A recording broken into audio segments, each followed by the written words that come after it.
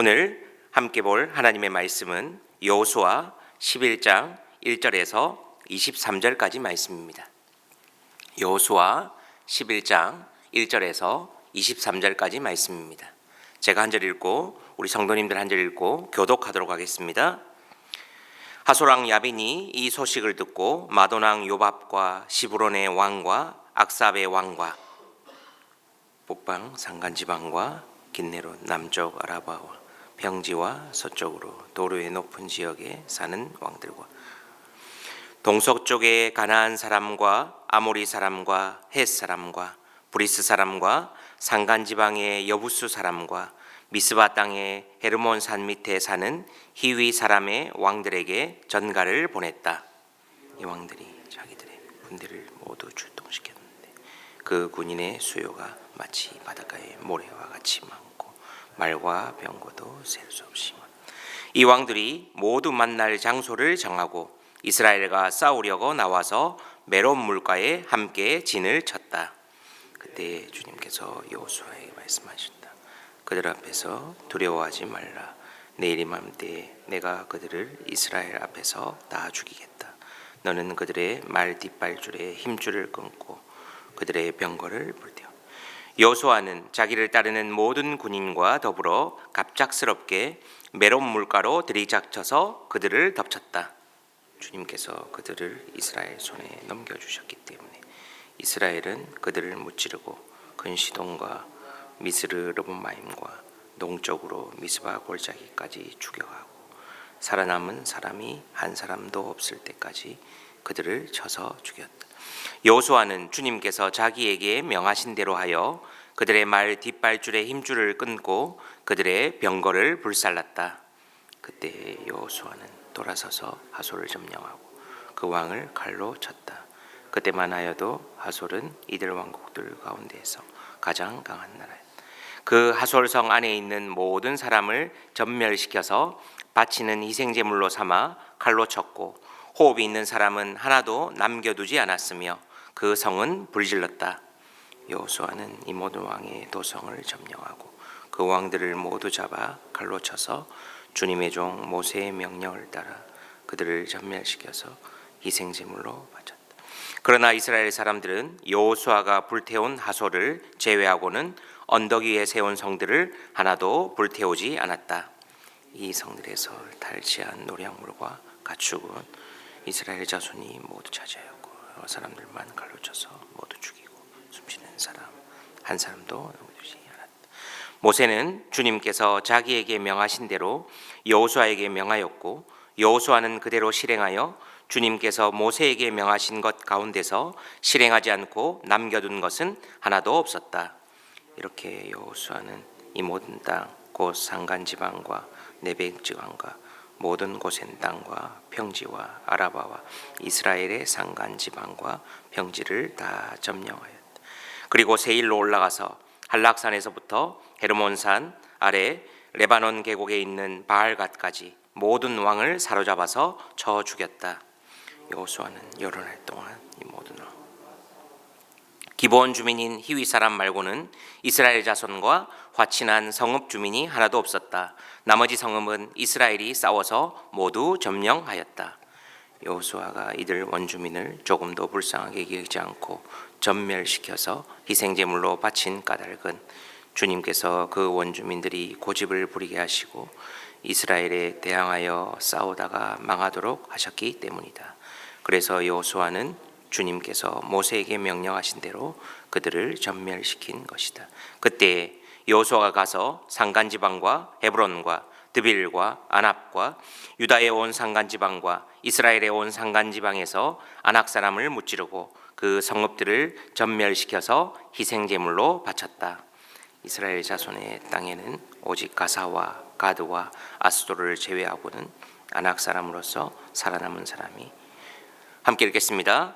여호수아는 주님께서 모세에게 말씀하신 대로 모든 땅을 점령하고 그것을 이스라엘 지파의 구분을 따라 유산으로 주었다. 그래서 그 땅에서는 전쟁이 그치고 사람들은 평화를 누리게 되었다. 아멘. 여호수아서의 두 가지 키워드는 정복과 정착이라고 할 수 있습니다. 우리가 여호수아 할 때 두 가지 핵심 키워드는 정복과 정착입니다. 본문의 11장에 앞서서 이스라엘 백성들은 가나안 땅의 중앙지방, 즉 여리고와 아이성, 기브온을 점령했습니다. 그리고 10장에서 가나안 남쪽을 점령한 기록을 우리는 살펴보았습니다.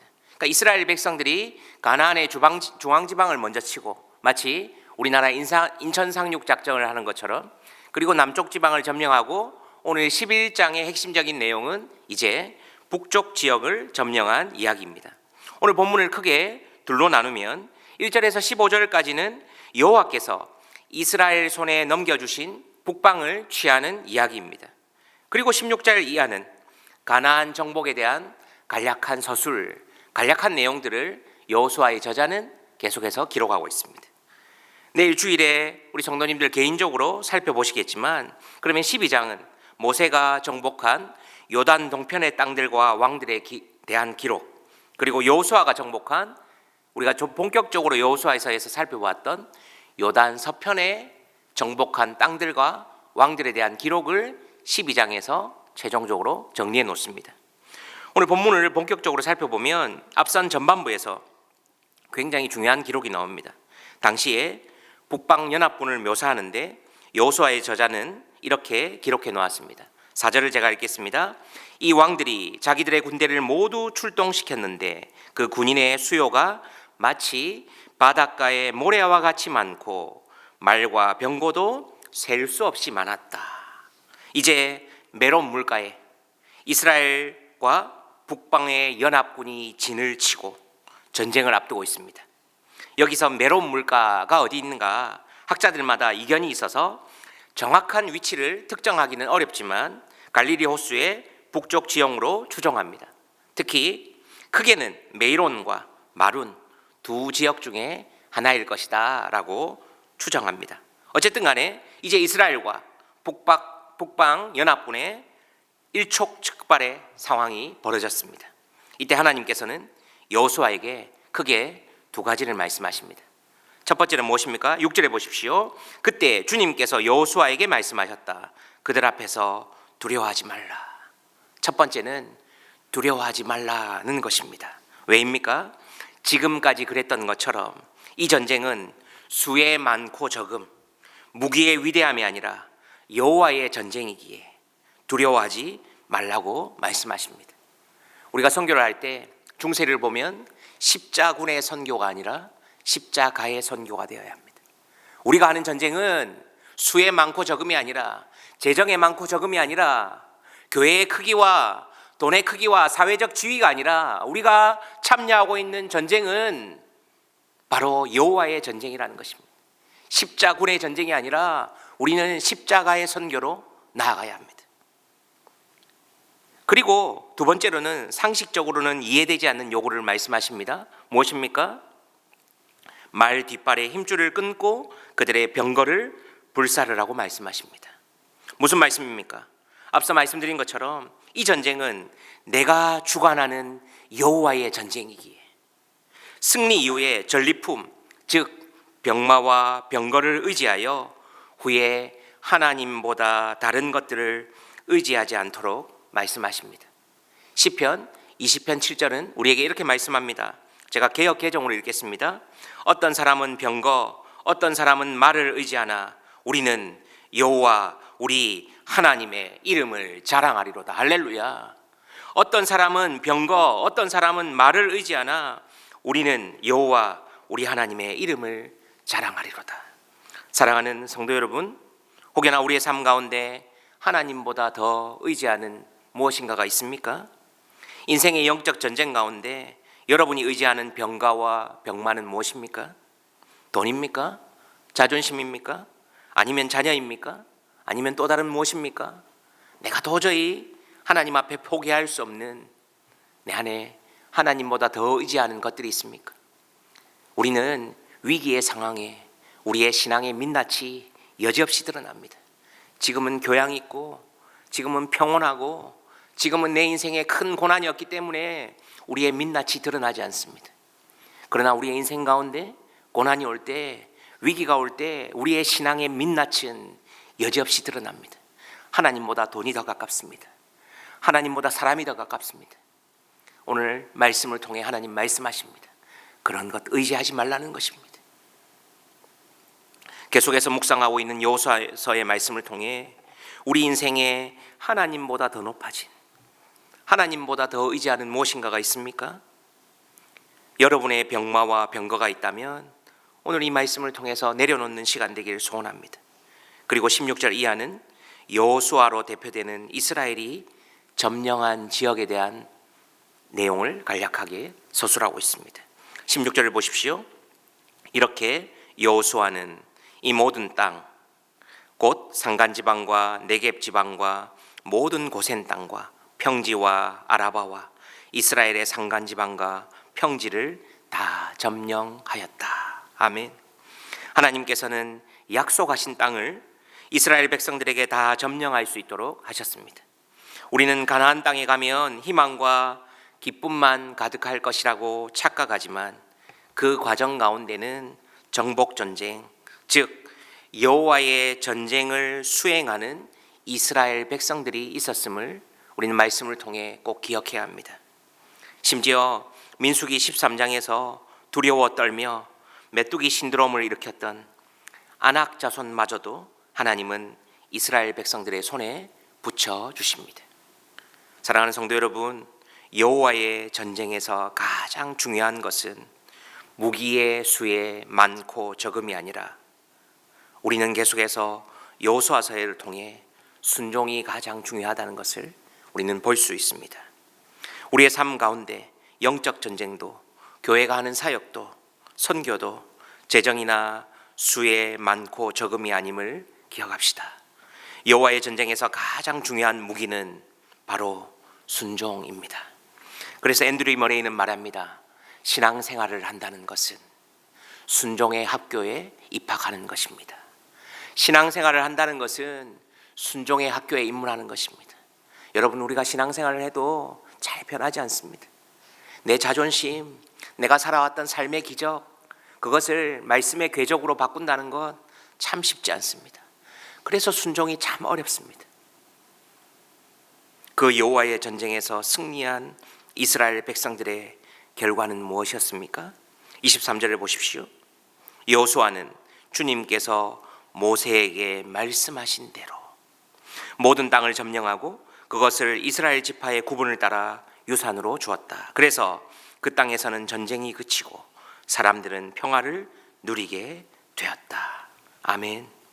전쟁이 그치고 하나님의 샬롬이 임했다는 것입니다. 사랑하는 성도 여러분, 저는 소원합니다. 우리가 실천적인 그리스도인이 되기를 소원합니다. 우리가 말씀을 들었다면 그것이 내 이성과 내 경험과 내 합리성에 부합하지 않아도 한번 해보는 것입니다. 이성과 합리성의 시대를 살고 있기에 우리는 우리의 이성으로 동의되지 않으면 움직이지 않는 시대를 살고 있습니다. 여러분, 저는 간절함이, 절실함이 필요한 시대라고 믿습니다. 하나님 말씀에 붙들린 인생, 말씀대로 하면 하나님이 내 인생 책임진다는 것, 그것이 오늘날 하나님께서 우리에게 요구하는 것이 아닐까 개인적으로 묵상해 봅니다. 3명의 자녀를 키우고 있지만요, 세상적으로 그렇게 썩 똑똑하지 않습니다. 학교에서 우수한 성적을 비치지는 않습니다. 그러나 제가 믿고 제가 아버지에게 어머니에게 배운 것이 있다면 우리 자녀들을 걸식하지 않을 것입니다. 하나님께서 하나님의 자녀들을 말씀대로 사는 인생을, 순종하는 인생을 어떻게 인도해 가시는지 저는 우리 자녀들을 통해 증언할 것입니다. 사랑하는 성도 여러분, 말씀대로 사는 것, 말씀대로 순종하는 것, 때로는 쉽지 않지만 그 마지막은 하나님의 샬롬입니다. 하나님의 에이레네입니다. 바라기는 하나님이 주시는 샬롬이 저와 우리 성도님들의 삶에, 우리 삶의 모든 영역에 가득한 매일매일 하루하루가 되시기를 예수님의 이름으로 기대하고 기도하고 소망합니다. 기도하겠습니다. 하나님 감사합니다. 오늘도 말씀을 통해 우리에게 교훈하시니 감사합니다. 하나님, 여호와의 전쟁에서 가장 중요한 것은 수의 많고 적음이 아니라 하나님 앞에 순종하는 삶, 율법대로 살아가는 삶임을 고백합니다. 하나님, 우리가 말씀은 듣고 있지만 매주 주일을 통해 하나님 사도행전 말씀을 듣고 여러 가지 말씀을 듣지만 하나님 예배당 문 밖을 나설 때에는 우리의 삶이 너무나도 이원화된 그런 삶을 살고 있음을 고백합니다. 다시 한번 우리의 마음을 다잡고 세상 밖으로 삶의 예배자로 나아갑니다. 우리를 사용하시고 우리를 순종의 사람으로 인도하여 주시옵소서. 감사합니다. 우리의 삶의 이유가 되시며 소망 되시는 우리 주 예수 그리스도의 이름으로 간절히 기도하옵나이다. 아멘. 이 시간 계속해서 기도하실 때 첫 번째는 오늘 주신 말씀을 생각하며 기도합시다. 하나님, 우리에게 말씀대로 살 수 있는 순종의 믿음을 허락해 달라고 기도합시다. 두 번째로는 주일 예배를 위해서 기도해 주십시오. 내일 우리 또 말씀을 잘 하시는 담임 목사님과 모든 교육부서의 교육자들, 하나님 교회가 기도보다 말씀보다 앞서지 않는 공동체로 우리를 사용해 주십시오 라고 기도합시다. 마지막으로는 계속해서 청년부 수련회와 또 주일학교, 여름 겨울 성경학교가 오늘부터 또 초등부도 시작됩니다. 하나님 은혜 주셔서 하나님 우리 세대뿐만 아니라 우리의 다음 세대가 하나님의 말씀에 붙들린 인생들 되게 달라고, 또 여러분 개인적인 기도 제목들 가지고 기도하고 나아가도록 하겠습니다. 기도하겠습니다.